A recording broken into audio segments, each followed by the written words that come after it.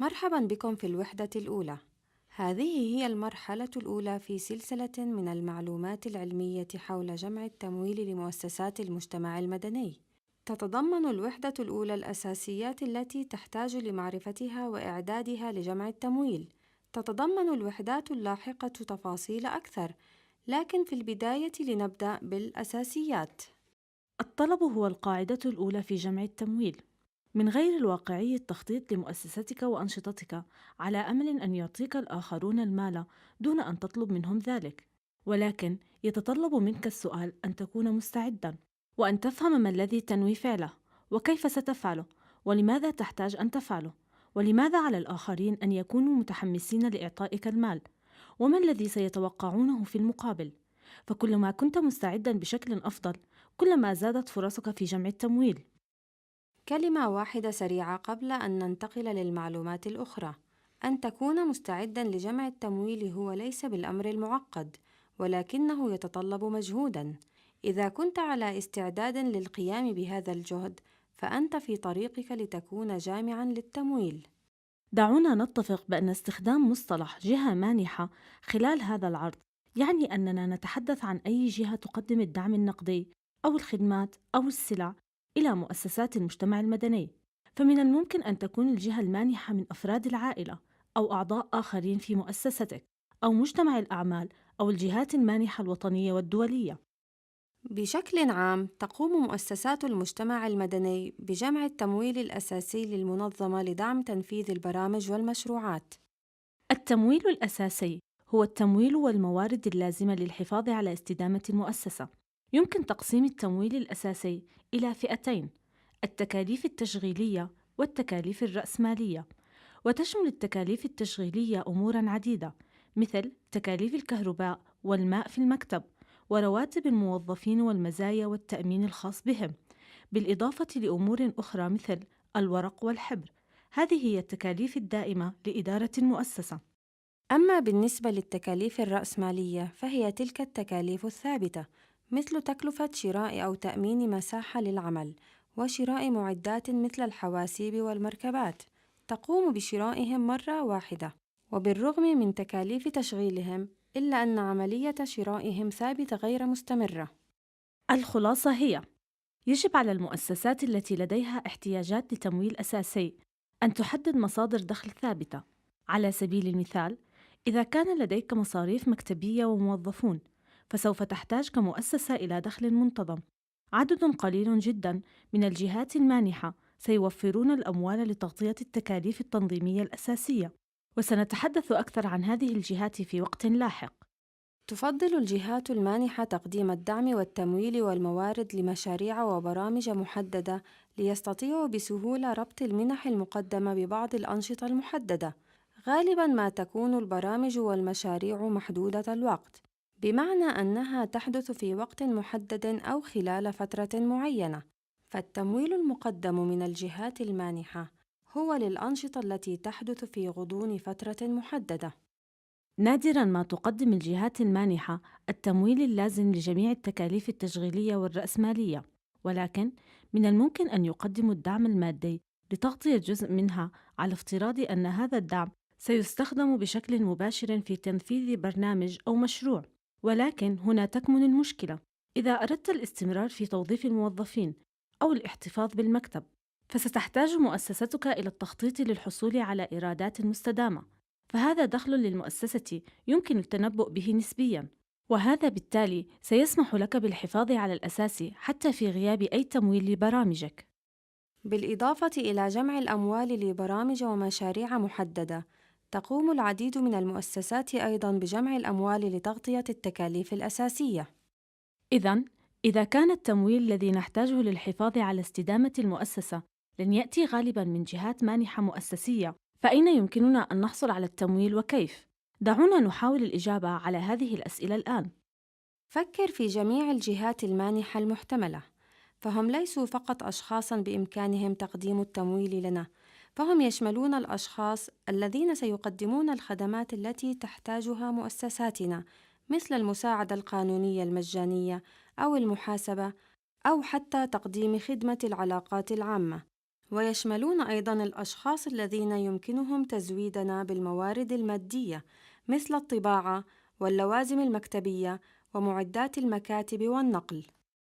من المنطقي أن يكون الأشخاص الأقرب إلينا الأكثر استعداداً للتبرع، إما بالوقت أو بالمال أو بالمواد، وكلما قلت معرفة الناس بك، كلما أصبح من الصعب عليهم التبرع لك، وكلما ابتعد الناس عنك، كلما قل احتمال تقديمهم لتبرعات منتظمة تتيح لك الحصول على دخل مستدام للحفاظ على التكاليف التشغيلية والرأسمالية لمؤسستك. وتعد الجهات المانحة المحلية مورداً مهماً لطلب التبرعات العادية، ولكن قدرة الجهات المانحة المحلية على دعمك قد يكون لها حدود، ويمكن للأصدقاء والعائلة والجيران والشركات المحلية أن يعدوا كمصدر تأييد كبير. على سبيل المثال، قد تكون الشركات المحلية قادرة على التبرع بمساحات مكتبية أو توفير اللوازم المكتبية، ويمكن للأصدقاء والعائلة فعل الأمر نفسه.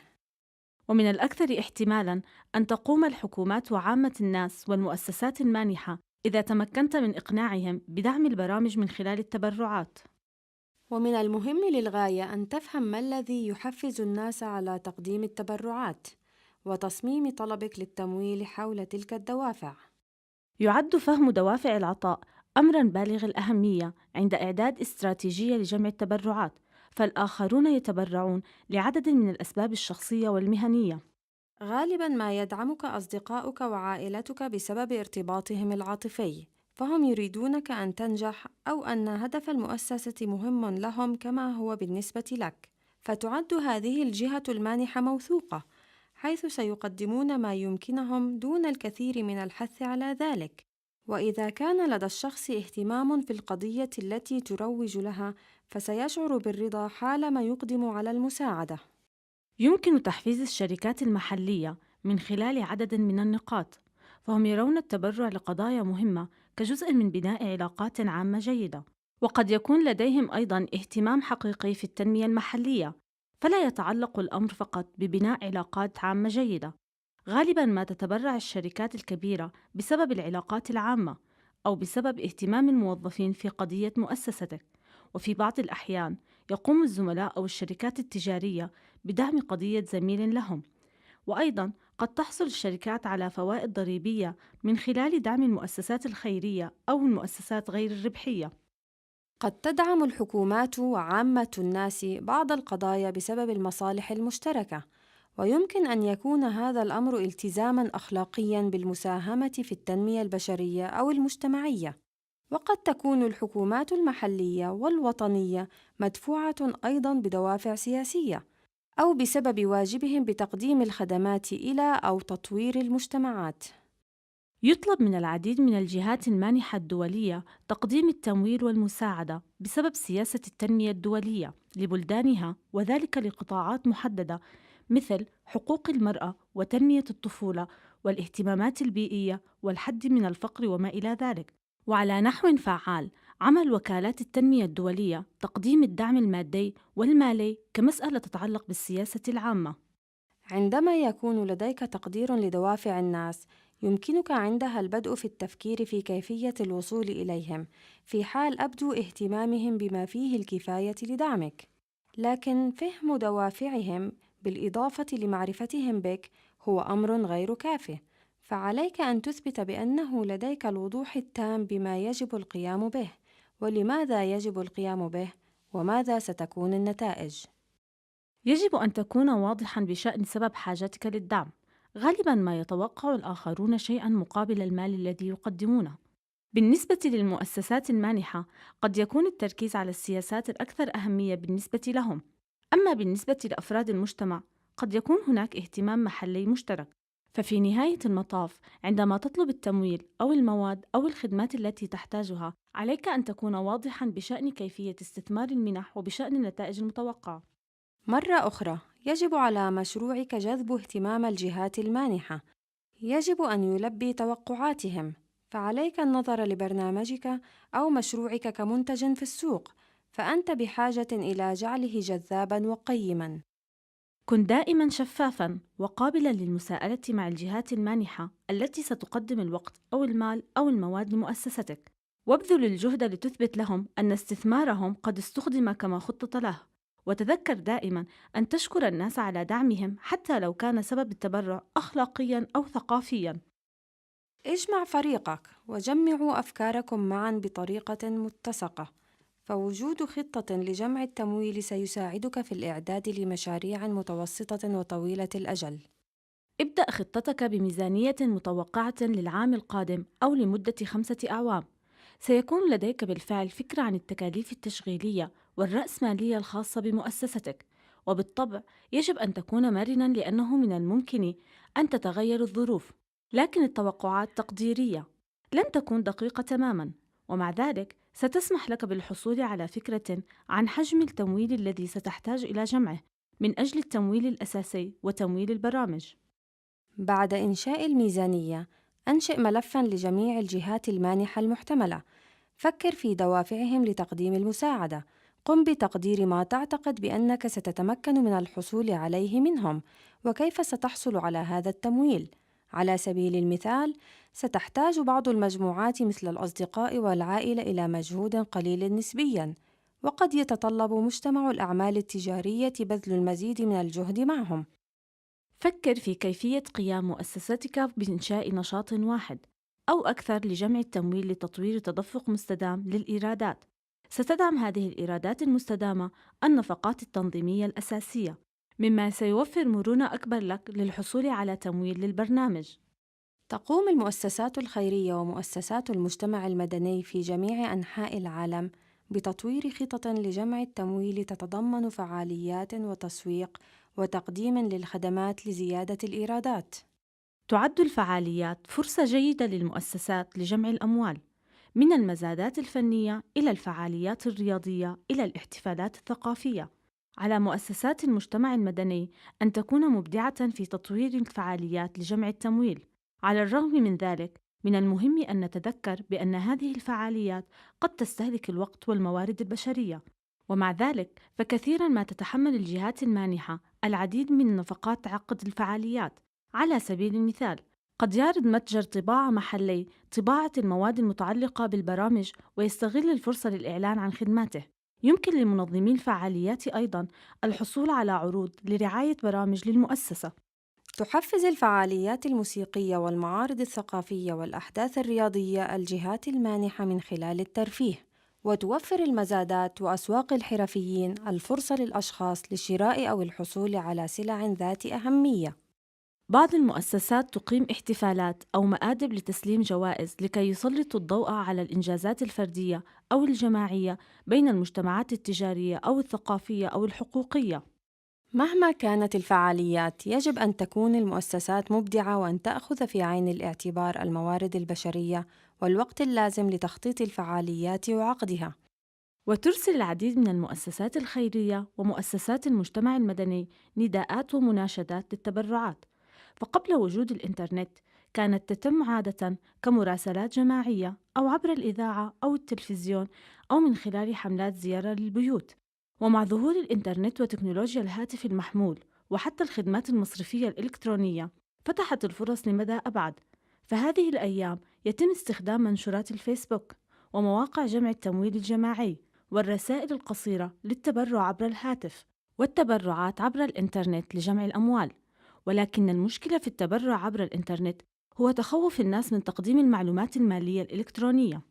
ومع ذلك، تعد الوسائط المرتبطة بالإنترنت طريقة رائعة للوصول إلى مجموعات كبيرة من الأشخاص، ولكن يمكن للآخرين على الإنترنت تجاهل النداء بسهولة. فحملات الزيارة المنزلية فعالة أكثر لأنه من الصعب رفض طلب الشخص وجهاً لوجه، وتخضع نداءات ومناشدات التبرع السنوية لتقلبات اقتصادية، وبالتالي لا يمكن التنبؤ بها. تجمع بعض المؤسسات التمويل من خلال بيع البضائع. على سبيل المثال، في أمريكا الشمالية تبيع فتيات الكشافة البسكويت في مجتمعاتهن، وتقوم مؤسسات أخرى ببيع شرائط للمعصم والملابس وكذلك الاشتراك في المجلات والإصدارات. يتطلب التسويق استثمارات أولية من قبل المؤسسات، حتى لو تم التبرع بالمنتج أو برعايته. بالإضافة إلى ذلك، قد يخضع بيع المنتجات لضرائب مختلفة. وكذلك قد تفرض المؤسسات رسوماً مقابل الخدمات التي يستطيع أعضاؤها تقديمها. على سبيل المثال، تقديم دورات تدريبية على الإسعافات الأولية بتكلفة يتحملها المشارك، وتفرض بعض المؤسسات التكلفة الفعلية لإعطاء التدريب، أو تفرض تكلفة توفر للمؤسسة إيرادات إضافية. وكمؤسسة مجتمع مدني، قد يكون لديك أعضاء خبراء في المحاسبة أو اللغات أو لديهم مهارات فنية. فكر فيما إذا كان بإمكانك تقديم دروس في المحاسبة أو اللغة الإنجليزية أو الرسم. من المهم أن تدرك المؤسسات غير الربحية أن القواعد والقوانين قد تمنعها من تحقيق أرباح فعلية، لذلك يجب أن تخصص جميع الأموال التي يتم جمعها لتغطية التكاليف الأساسية أو تكاليف البرامج. في هذه الوحدة استكشفنا معاً أساسيات جمع التبرعات. تحتاج إلى طلب التبرعات كمؤسسة مجتمع مدني، ويجب أن تعرف ما الذي يحفز الناس على التبرع. عليك أن تكون واضحاً بما تطلبه وأن تكون على قدر من المسؤولية عند استخدام التمويل. نظرنا في الفرق بين التمويل الأساسي وتمويل البرنامج والطرق المختلفة التي يمكنك من خلالها جمع الأموال في مجتمعك. إذا أرادت المؤسسات أن تكون مستدامة، فتحتاج إلى جمع التمويل اللازم مثل المال والمواد والوقت. وينبغي ألا تعتمد أي مؤسسة ناجحة على مصدر دخل واحد فقط، بل يجب أن يكون هناك إيرادات من مصادر متنوعة. ونظراً لقيام جميع المجموعات والمؤسسات بطلب التمويل، ومعظمها لقضايا جيدة مثل قضية مؤسستك، يجب أن تكون مبدعاً في كيفية جمع التمويل. ولكن عليك أيضاً التزامات بموجب القانون تحتاج إلى فهمها. يتطلب جمع التمويل عملاً وتخطيطاً متعمداً. يجب أن تكون مؤسستك فعالة في التخطيط لجمع التمويل، وخذ بعين الاعتبار أيضاً المؤسسات الأخرى أو الجهات المانحة المحتملة التي يمكن أن تتشارك معها في جمع الأموال. إذا كانت القاعدة الأولى لجمع التمويل هي أنه عليك أن تطلب، فإن القاعدة الأخيرة بالتأكيد هي شكر أي شخص وكل شخص خصص من وقته للتبرع بالمال أو المواد أو الوقت.